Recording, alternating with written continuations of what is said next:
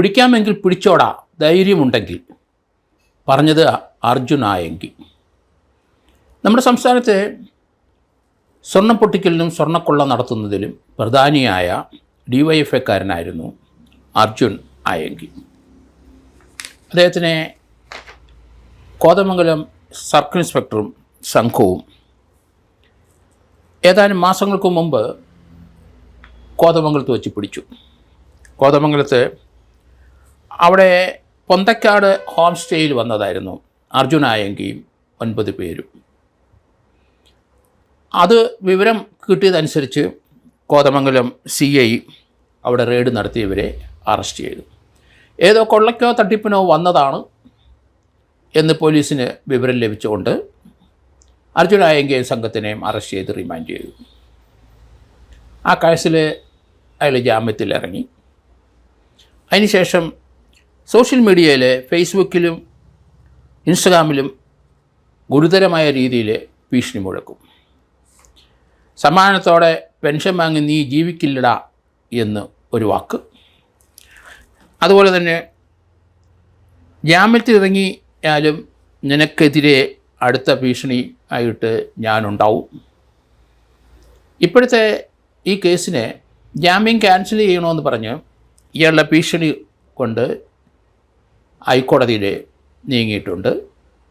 ഏതായാലും കോടതി ഇയാൾക്ക് ഈ കേസിന് ജാമ്യം നിഷേധിച്ചു. ഏതായാലും രാജ്യത്തെ ഒരു ക്രിമിനൽ ഇവിടുത്തെ ഇന്ത്യയുടെ പോലീസ് സംവിധാനം നമ്മുടെ ആഭ്യന്തര സംവിധാനത്തിനെതിരെ നീങ്ങുക എന്ന് പറഞ്ഞാൽ അത് വകവെച്ച് കൊടുക്കാൻ കഴിയില്ല. SFIയും DYFIയുടെയും ഗുണ്ടയായിട്ട് വന്ന ഇയാൾ പിന്നീട് സ്വർണം പൊട്ടിക്കലിൻ്റെ കഥാപാത്രമായി. പാർട്ടിയുടെ അണിയായിട്ട് നടന്ന ഇയാളെ കണ്ണൂരും കാസർഗോഡുമൊക്കെയുള്ള പാർട്ടി നേതാക്കന്മാർ സംരക്ഷിച്ചിരുന്നു. ഒരു പരിധി കഴിഞ്ഞപ്പോൾ അവരും കൈയൊഴിഞ്ഞതായിട്ടാണ് മനസ്സിലാകുന്നത്. ഇയാൾ എയർപോർട്ടുകളിൽ സ്വർണം കൊണ്ടുവരുന്നവരെ ആ സ്വർണം പുറത്തിറങ്ങിയാൽ അവർക്ക് സംരക്ഷണം കൊടുക്കുന്ന ടീമായിട്ടും പിന്നെ ആ സ്വർണം കൊണ്ടുവരുന്നവരെ സ്വർണം പൊട്ടിച്ച് അത് കൈക്കലാക്കുന്ന ടീമായിട്ടും 7-8ഓളം കേസുകൾ ഇയാളുടെ പേരിലുണ്ട്. ഇയാളുടെ കൂടെ ഇതേ രീതിയിൽ പ്രവർത്തിക്കുന്ന കുറേ അധികം ആൾക്കാരുമുണ്ട്. പോലീസിന് ഇയാൾക്ക് ഒരു കൺവിഷൻ വാങ്ങിച്ച് ഇതുവരെ കൊടുക്കാൻ പറ്റിയില്ല. അതുകൊണ്ടാണ് കിടന്ന ആളാകുന്നത്. പോലീസ് സംവിധാനത്തെ മുഴുവൻ വെല്ലുവിളിക്കുകയാണ്. ധൈര്യമുണ്ടെങ്കിൽ പിടിച്ചോടാ എന്നാണ് പറയുന്നത്. വളരെ മോശമായ പദപ്രയോഗങ്ങൾ സോഷ്യൽ മീഡിയയിലെ ഫേസ്ബുക്കിലും ഇൻസ്റ്റഗ്രാമിൽ കൂടെയും ഇയാൾ തട്ടിവിട്ടുകൊണ്ടിരിക്കുകയാണ്. ഏതായാലും ഇതുപോലുള്ള ക്രിമിനലിനെ നമ്മൾ എന്ത് ചെയ്യണം? അത് നിൻ്റെ സമയം അടുത്തു, നിന്നെ കൊലപ്പെടുത്തും എന്നുള്ള രീതിയിൽ തന്നെയാണ് കോതമംഗലം CIയോട് ഇയാൾ ഫേസ്ബുക്കിൽ കൂടെ പറയുന്നത്. അതോടൊപ്പം തന്നെ ഊന്നുകൽ SHOയ്ക്ക് എതിരായിട്ടുള്ള ഭീഷണി മുഴക്കിയിട്ടുണ്ട്. ഇതുപോലുള്ള കഥാപാത്രങ്ങളെ നമ്മൾ ധാരാളം കണ്ടിട്ടുണ്ട്. ഇയാൾ സമൂഹത്തിൽ ജീവിക്കുന്നതും സമൂഹത്തിൽ ഇയാൾ നിൽക്കുന്നതും അത് വലിയ ഭീഷണി തന്നെയാണ്. അധികാര കേന്ദ്രങ്ങളിലുള്ളവരെ കൊല്ലുമെന്നും അവർ പെൻഷൻ വാങ്ങിക്കില്ലെന്നും അവർക്ക് എതിരായി എത്രയും പെട്ടെന്ന് നടപടി താനെടുക്കുമെന്നും തൻ്റെ ജീവിതം അങ്ങനെയാണെന്നും അങ്ങനെ ഒരു നടപടി എടുക്കാതെ ഒരുത്തനെ ഞാൻ വിട്ടിട്ടില്ല എന്നുമൊക്കെ ഭീഷണിപ്പെടുത്തുന്ന ഇയാളെപ്പോലുള്ള ക്രിമിനൽ. കാരണം ഇയാൾ എന്തും ചെയ്യുന്നൊരു ക്രിമിനലാണ്. അതുകൊണ്ട് ഇയാളെ അറസ്റ്റ് ചെയ്യണം, എത്രയും പെട്ടെന്ന് ഇയാളെ അറസ്റ്റ് ചെയ്യണം. അറസ്റ്റ് ചെയ്യുമ്പോൾ സൂക്ഷിക്കണം. ഇയാളെ വെടിവെച്ച് വീഴ്ത്തണമെങ്കിൽ വെടിവെച്ച് വീഴ്ത്തണം എന്ന് തന്നെയാണ്. ഇങ്ങനെയുള്ള ക്രിമിനലിനെയാണ് വെടിവെച്ച് വീഴ്ത്തുന്നത്. തമിഴ്നാട്ടിലാണെങ്കിൽ ഇതുപോലുള്ള പ്രതികളെ അവർ UPയിലുമൊക്കെ നമ്മൾ കാണാം, വെടിവെച്ച് വീഴുന്നത് മരണപ്പെടുന്ന കണ്ടിട്ടുണ്ട്. കേരളത്തിൽ ഇതുപോലെയുള്ള ധാരാളം ഗുണ്ടകളുണ്ട്. അവർക്കെതിരായിട്ട് അതിശക്തമായ നടപടി നമുക്ക് വേണം. ഈ പ്രത്യേകിച്ച് കോതമംഗലം CIയും അതുപോലെ ഊന്നുകൽ SHOയും കൊലപ്പെടുത്തും എന്നുള്ള രീതിയിൽ സോഷ്യൽ മീഡിയയിലൊക്കെ ധാരാളം അദ്ദേഹത്തിൻ്റെ സംസാരം ഇങ്ങനെ വന്നുകൊണ്ടിരിക്കുന്ന കാഴ്ച നമ്മൾ കണ്ടു.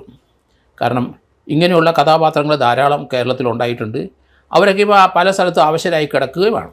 അതുകൊണ്ട് ഇയാളെ അവിടെ വന്ന സമയത്ത് കോതമംഗലത്ത് ഹോം സ്റ്റേയിൽ വന്ന് അവിടെ ഒരു വിവാഹവുമായിട്ട് ബന്ധപ്പെട്ട് വന്നതാണെന്നാണ് അയാളുടെ ഡിഫൻസ്. ആയിക്കോട്ടെ, അങ്ങനെ 7-8 കേസുകളുള്ള ആൾക്കാർക്കൊന്നും ഇതുപോലെയുള്ള ഗുണ്ടകൾക്കൊന്നും കേരളത്തിൽ സ്വതന്ത്രമായി നടക്കാൻ പോലീസ് അനുവദിക്കില്ല, സമൂഹം അനുവദിക്കില്ല.